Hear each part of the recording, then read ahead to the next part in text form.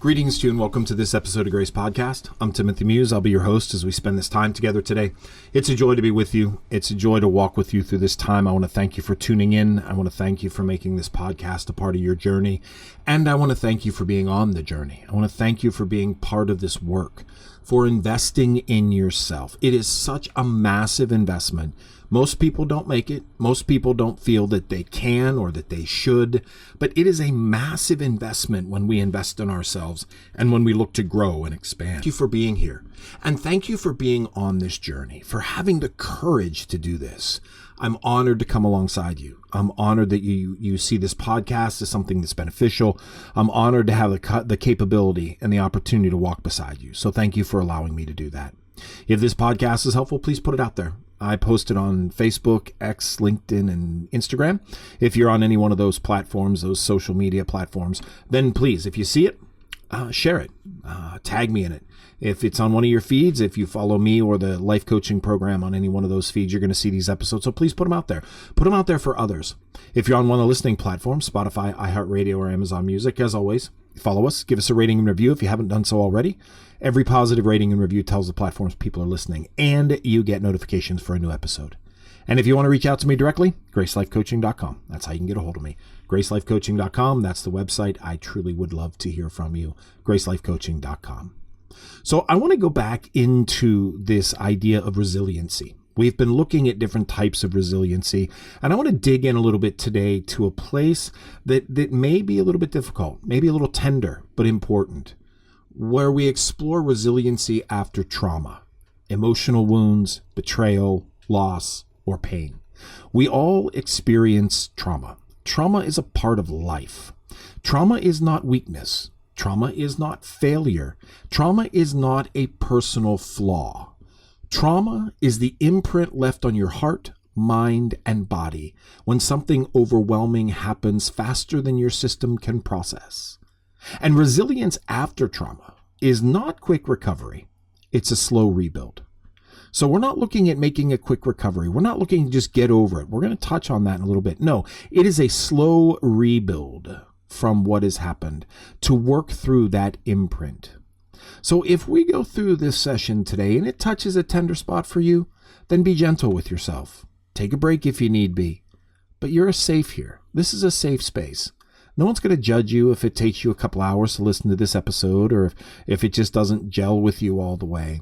Be gentle with yourself if this touches a tender spot, because we've all experienced some form of trauma, some form of imprint on our lives that we keep going back to, that we have to work on and overcome. So trauma disrupts. That's the thing. Trauma disrupts. It disrupts our trust. It disrupts our safety. It disrupts our control. It disrupts our connection, our identity, even our self-worth. It can reshape how we see people, how we see ourselves, how we see the world, how we see the future. The imprint of trauma, even if the moment wasn't very long, can be lasting. And so when we look to be resilient after trauma, resiliency can often feel broken. Not because you're weak, but because your nervous system is overwhelmed. Okay? So resilience often feels broken after trauma because your nervous system is so overwhelmed. And trauma creates something in our nervous system that really pushes us beyond our balance. Trauma creates hypervigilance. We're hypervigilant. Everything around us. We're paying attention to everything around us. Trauma creates avoidance. We avoid people. We avoid circumstances. We avoid moments. It creates emotional numbness where we just don't feel. Trauma can create that place where we just want to be numb. And if we want to be numb and we can't get numb, then we find things to numb us. It is my belief that we have so many powerful numbing agents in our world. Things that are obvious like alcohol or drugs or pornography or shopping, and things that are subtle like passive aggressiveness or regret or resentment or anger. These are all emotional numbing techniques. Trauma creates emotional numbness. And when our emotional system, when our nervous system starts to be overwhelmed, we want to get into that numbness. And we want to numb ourselves. I talked before about numbing and the power of numbing. Trauma creates overreaction. We can overreact. Small things become huge. Little moments become massive. And that can break relationships. That can cause tension and conflict where it doesn't need to be. Trauma creates self-protection, where we see everything as enemies. Everything is out to get us. Trauma creates a fear of closeness. We don't want to let anybody in, particularly if the trauma is a betrayal or a lack of trust or a brokenness within a relationship. Trauma creates shame. We shame ourselves. This event happened to me and I should just get over it. I should just move on, but I'm not strong enough. I'm not smart enough. I'm not whatever. Trauma creates these things, and these things overwhelm us. So when we look for resiliency within trauma, it's working to not be overwhelmed, because these are not personality traits. They're not. We might want to think they are, and they may be so comfortable that they become, but they're not personality traits. They're your nervous system's adaptations to the trauma. Trauma and what it creates are the nervous system's adaptations, how the nervous system survives in the midst of those things. So when we become resilient in the midst of trauma, we restore safety, and we do it slowly, gently, and patiently. We don't get over it immediately. That's not how trauma works. But resiliency within trauma, it requires us to restore safety. And we do it slowly, gently, and patiently. And when we can find ourselves in a place of safety, that's when we can really begin to grow and heal. That's when the healing truly begins. But look here. Healing is not linear. We would like to think that it is. Event A happens, then I move to step B and C and D, and everything just works out just fine, and I'm over it on the other side. Healing is not linear. It's loops, pauses, spirals, pauses again. It moves forward in small steps, then it stops, then it loops, then it spirals. That's healing. We know how that works. Even when we're physically healing. If we have a disease or an injury, healing isn't linear. It goes up and down. It spirals. It moves back. So let's name some truths that are really important. And when we're dealing with resiliency within trauma and we're dealing with the reality of healing, let's name some truths. You are not required to get over it. I'm air quoting get over it but you can't see that because this is a podcast. So you just know that I'm air quoting get over it. You are not required to get over it. Healing is not forgetting, minimizing, or pretending. Hear me again. Healing is not forgetting, minimalizing, or pretending. That is not healing. Healing is understanding, integrating, and reclaiming. When we forget something, when we want to minimize it, we want to pretend that it doesn't happen, all we're doing is covering over an event that is really there, but we're just ignoring it or not looking at it. To truly heal and move on, we understand the event that happened. Whether we participated in it or not, we integrate it into our being because it's always going to be there. Whatever happened, whatever trauma, we're never going to undo it. That's not how it works. It's always going to be there. So we integrate it into the totality of our being and we reclaim control and identity and power over ourselves. Oftentimes, when people are consumed by their trauma identifies them. Part of resiliency and healing within trauma is reclaiming yourself. Yes, that happened to me, but it is not me. Yes, that is a part of my being, but it is not the main part of my being. So reclaiming that, rather than just getting over it, pushing it aside, but it's understanding it, integrating it into your daily existence, and reclaiming the power of your daily existence. Another thing is you get to heal at your own pace. There is no timeline. There is no expectations. There is no comparison to others. Healing is not a competitive sport, okay? It is not, you don't have only a few days to heal or overcome. That is not how it works. Your journey is your journey. Healing takes its own pace and its own time based on the individual, the structures, the capabilities, the trauma that experienced. I mean, sometimes traumas are pretty significant, but they're easier to overcome than others. You get to heal at your own pace. No timeline, no expectations, no comparison to others. Your journey is valid and it's yours. Triggering does not mean failure. Okay? Triggering does not mean failure. Triggers are not a sign of weakness. They are a sign of an injury being touched. You know, we look at triggers and we think, oh, that's a weak person. If you were to fall down and scrape your knee pretty well and your knee is then bleeding, and then someone comes along and pokes it, it's going to hurt. It is an injury being touched, right? And you're probably going to have some coarse words for that individual, maybe smack their hand away. That is physical. Well, trauma is an emotional scraped knee, not just to use an image. It's not always just an emotional scraped knee. Sometimes it's far more than that. But it's for this image, trauma is an emotional scraped knee. And if someone comes along and pokes it, there's going to be a reaction. That's a trigger. Triggers are a sign of an injury being touched. Resiliency grows when we respond with compassion rather than judgment.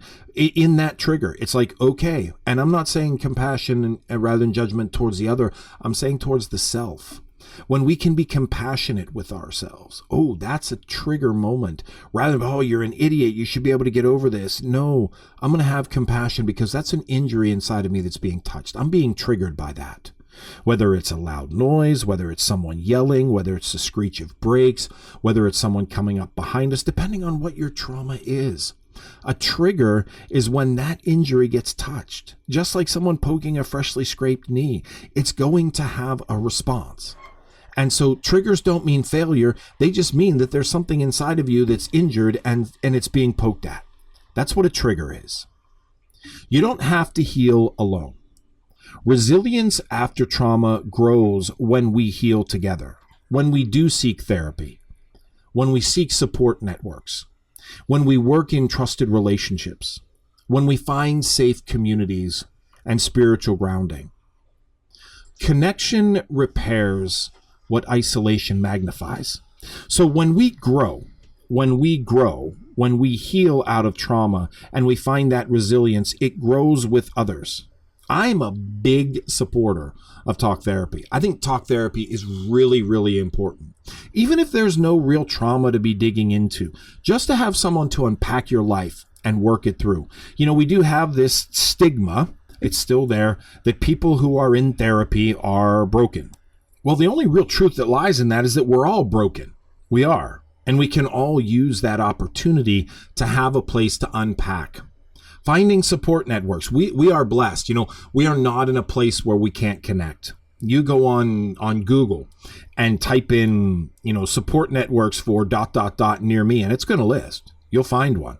Whether it is abuse, whether it is car accident, whether it is job loss, whether it is divorce, they're there. It's not about not knowing where they are. It's about looking for them, about that intentionality of not wanting to try to heal alone. Leaning into those trusted relationships. They're really important. Finding those safe communities. When we just want to live in our trauma, when we don't want to heal, then we're not going to seek it out. But when we want to heal, we seek out those safe places and get that spiritual grounding. Connect yourself to something bigger than yourself. That's not the trauma. Connecting yourself to something bigger than the trauma is really, really important. Grief is not a detour. Grief is not a detour. It is a part of the path. Look, we will all experience loss. We will all experience grief. The path to love has the path to loss, because those that we love or those things that we love won't stay forever. Whether they're parents or friends or the car that we like or the job that we love or our health or our beauty or our capacity to produce, all of those things will change. And with them comes grief. And oftentimes that grief has trauma to it. But it is part of the path. Loss changes us. And being resilient is not overcoming grief. It's learning to live with it. It will be a part of you. It will always be a part of you.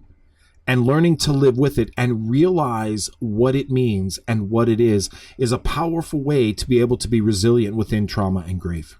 learning to live with it.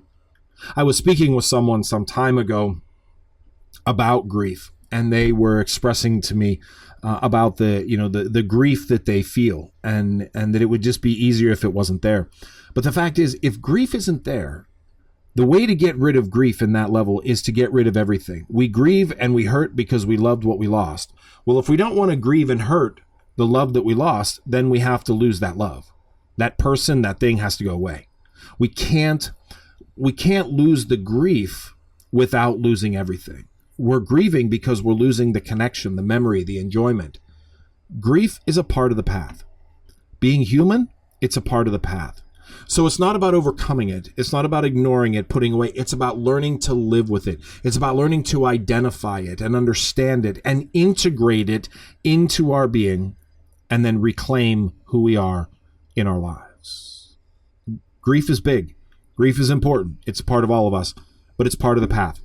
It is part of who we are and what we face. So how to build some resilience after trauma?